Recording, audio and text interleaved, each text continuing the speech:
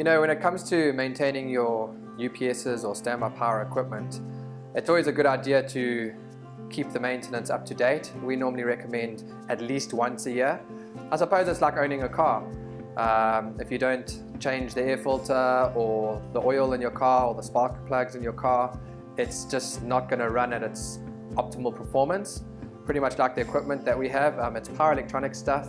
It attracts dirt, it attracts moisture, and so we just like to make sure it's clean. Also preventative maintenance, we can ensure that components and stuff aren't degrading or aging prematurely. We're able to check things like AC capacitors, the function of fans, and just the general operation of the equipment. So financially, preventative maintenance, yes, it's an annual cost, but down the line, it's most likely going to save you a lot of money in the long run. It's going to save you the losses that you might have or incur from downtime. So if the equipment fails, obviously no power, all your stuff is going to be down. If you're a retail type store, you can imagine people leaving their trolleys at the checkout. If you're a big production facility, you can imagine losing a whole batch of whatever sampling stuff or laboratory stuff that you're running.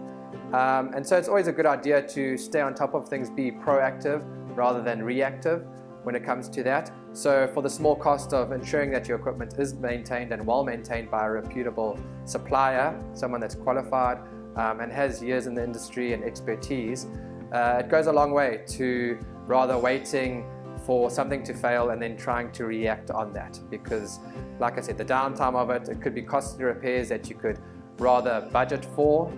So if we can preempt something and say to you, listen, we can see that this stuff is aging, it's going to maybe last you another couple months or a year, at least you can start budgeting towards replacement thereof, or you can start budgeting towards the repair costs thereof. So from a financial point of view, it definitely makes sense. You know, for a small amount of money now spent goes a long way to the amount of savings that you're going to make down the line with regards to that.